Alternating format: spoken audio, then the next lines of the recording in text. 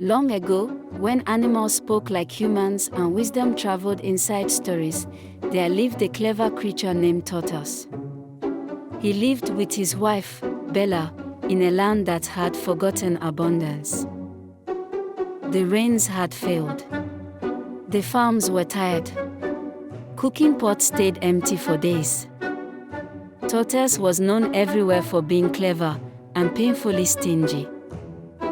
But hunger does not respect reputation.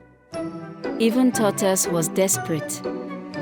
One morning, a messenger arrived with news from Bella's father, a wealthy and respected man.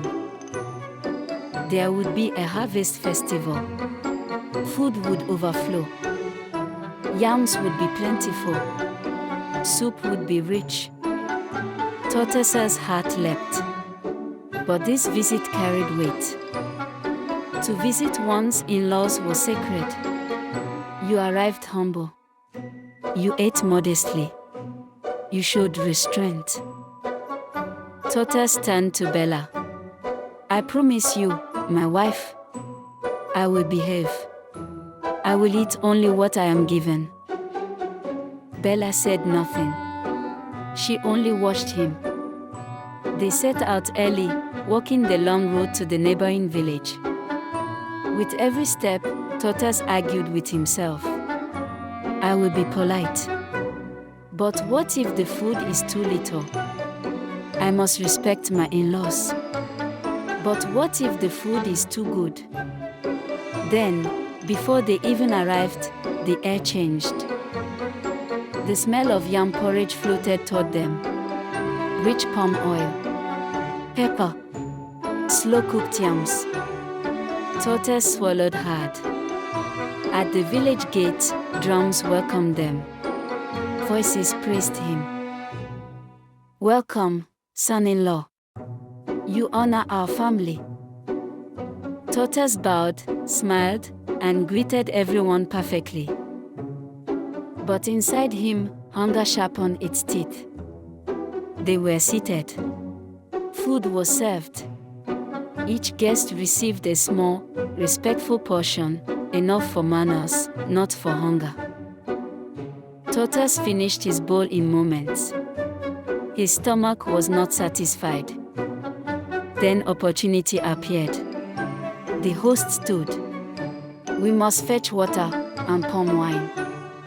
They stepped away. Tortoise's eyes slid toward the kitchen. There it was. The main pot. Large. Steaming. Overflowing with yam porridge. One scoop, he whispered. He rushed in. Scoop. Another scoop.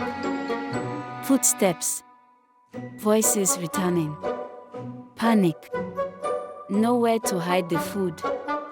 Only his heart. Without thinking, he dumped the boiling porridge onto his head and slammed the hat down over it. Tortoise staggered back to the gathering. Sweat poured down his face, not from heat, but from fire burning into his skin. The father-in-law smiled. Why are you rushing, my son? Stay. Let us talk. Tortoise tried to sit. The pain exploded. His mouth opened, but he dared not scream. So he stood. And he danced. He twisted. He stomped. He shook. My head is hot. The rhythm is hot. Joy has entered my body. The villagers clapped. What happiness! What joy! But under the heart, the porridge steamed. Tortoise danced not from celebration, but to survive the pain. Then his legs gave way. He collapsed. The heart rolled off. Steam rose into the air. Silence fell. Where the heart had been, the skin came away with it. No one shouted. The father-in-law stepped forward and looked at Tortoise with pity.